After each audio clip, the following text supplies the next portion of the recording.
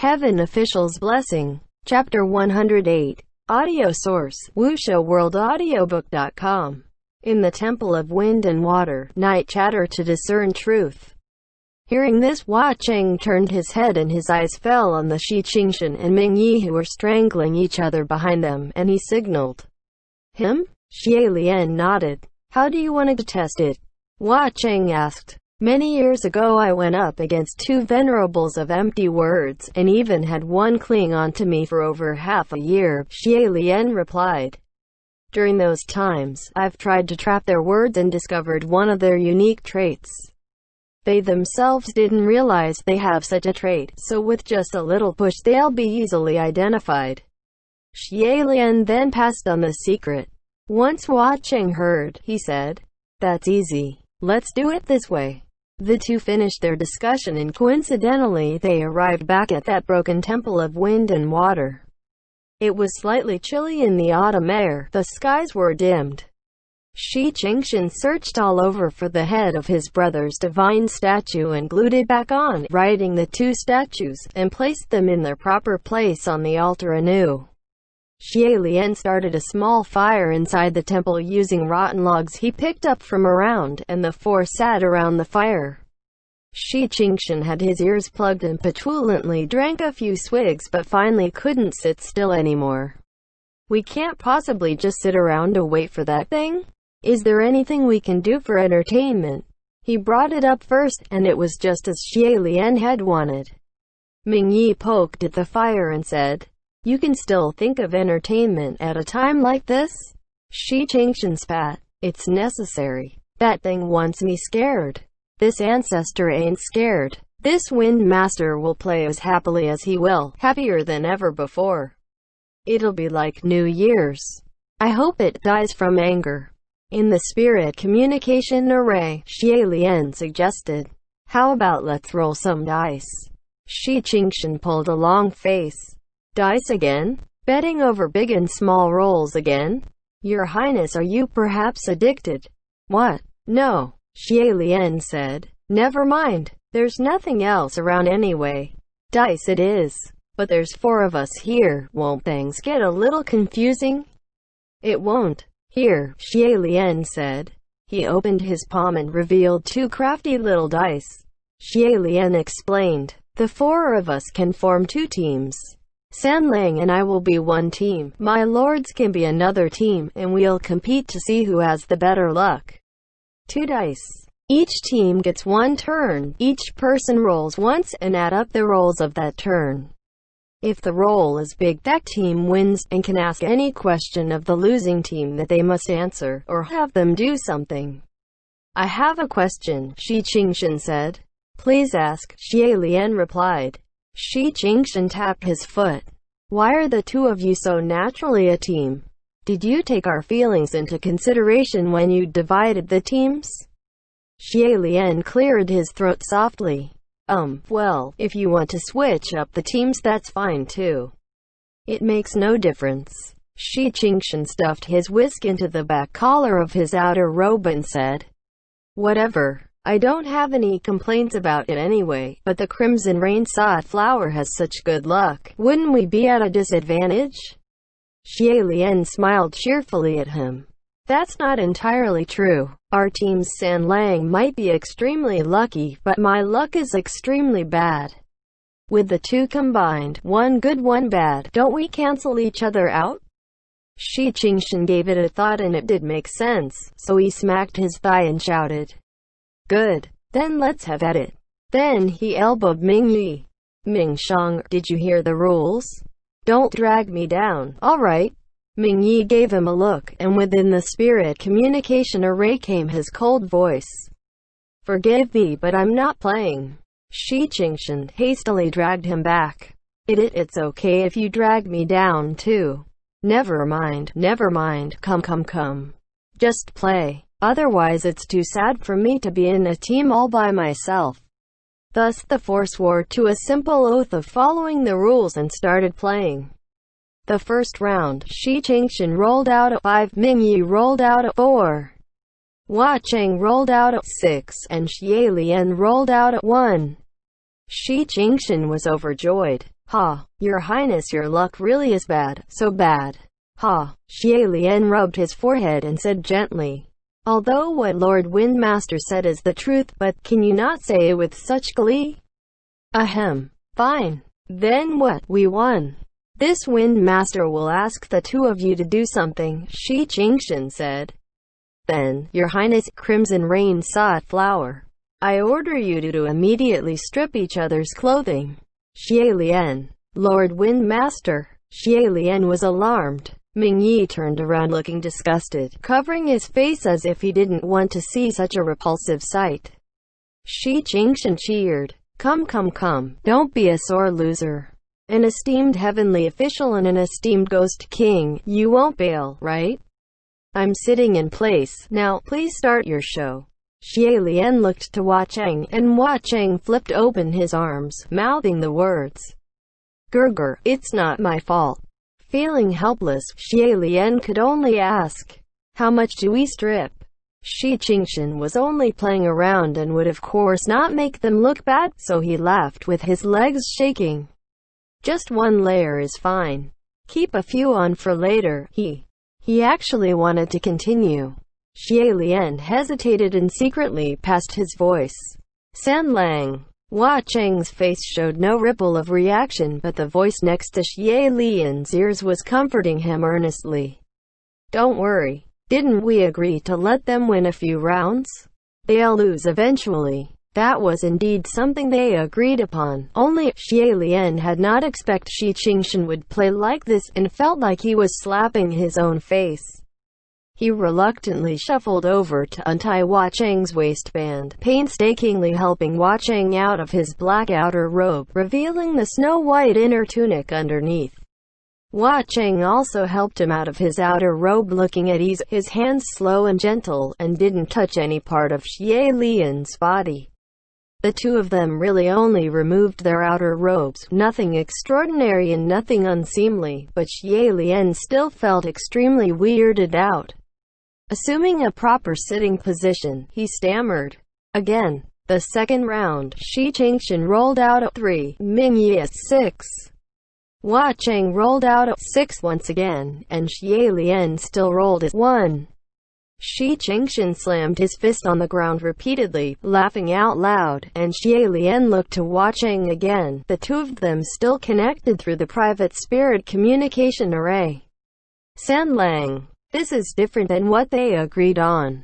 Hua Cheng apologized profusely. Sorry, I forgot just now. Don't be mad, Gurgur. It's my fault this time. Shi Qingshan cheered again, rolling up his sleeves. Alright, this round, I order you to. Xie Lian hurriedly cut in. Stop. Last round we did the request and stripped.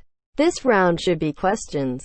Shi Qingshan laughed heartily. Ask questions? That's fine too. Then my first question, Crimson Rain sought flower, what's the worst suffering in the world to you? Hua Cheng's smile faded away and a brief silence settled in the Temple of Wind and Water.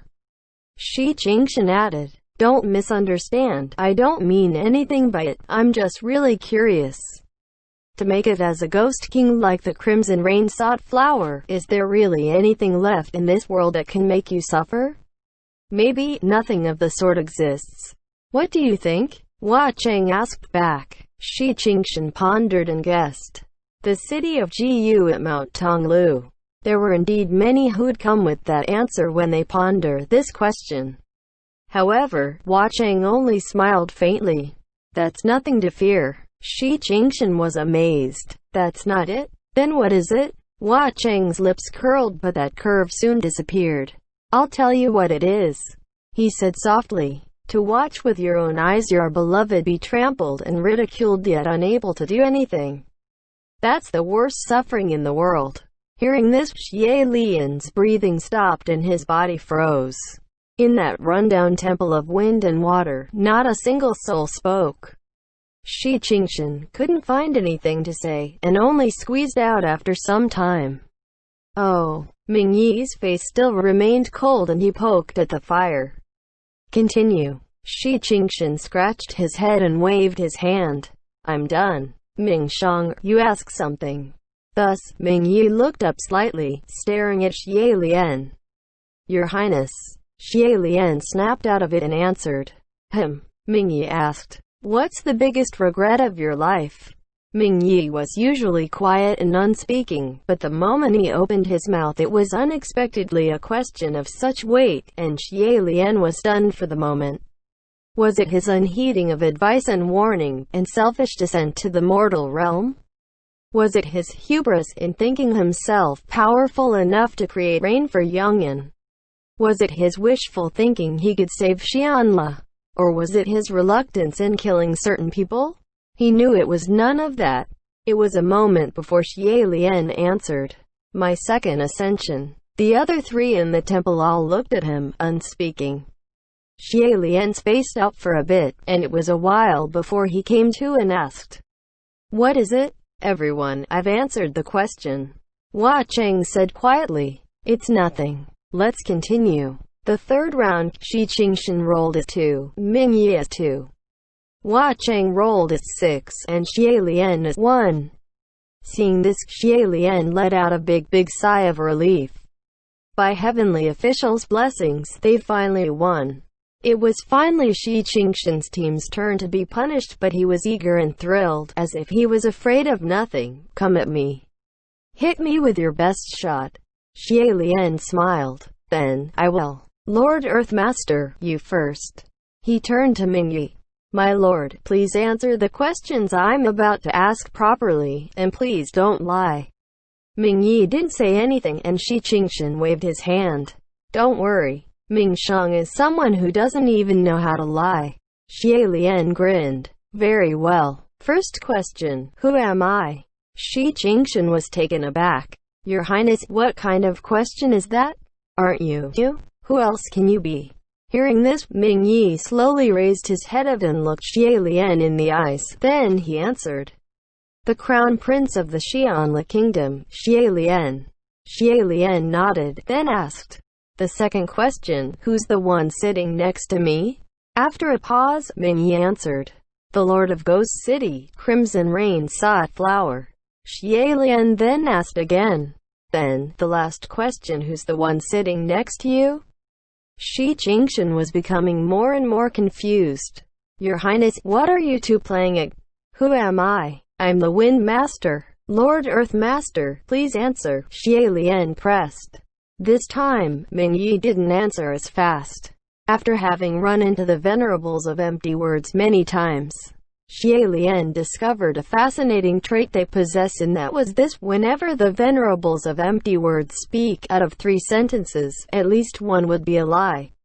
This unique trait was akin to how a normal human being, no matter how healthy or strong, would need to drink water in the span of 3 days, otherwise they'd die from dehydration, and this nature could not be changed no matter how powerful one was. The distance-shortening array was drawn by Ming Yi. The last one out the door was also Ming Yi, so if anyone should meddle, he had the most chance. Therefore, of course Xie Lian would suspect him. However, at the time Shi Qingshan was obviously distraught, so if Xie Lian voiced his suspicion, it would no doubt only make Shi Qingshan even more distressed, allowing for the Reverend of Empty Words to suck more negative emotions from him, turning them into its powers. Thus, at that time, Xie Lian immediately found another possibility. But, in reality, he had never given up on the most straightforward possibility. Although generally speaking the Wind Master and the Earth Master shared a very good relationship, and it'd be impossible for the Wind Master not to notice if the Reverend of Empty Words was pretending to be the Earth Master. However, what if the Reverend of Empty Words really did surreptitiously possess Ming Yi? Thus, at the beginning he wanted Hua Cheng to work with him to beat around the bush and trap Ming Yi's words. Hua Cheng, however, suggested that since they never really conversed, if he should be the one to trap Ming Yi's words, it'd be unnatural. Why not use the pretense of a game and create opportunities? Let Ming Yi himself speak, then see if they could observe and find anything without the Wind Master and the Earth Master noticing. Yet, Ming Yi had always been a man of few words, and even in a fervent atmosphere each of his words were precious like gold.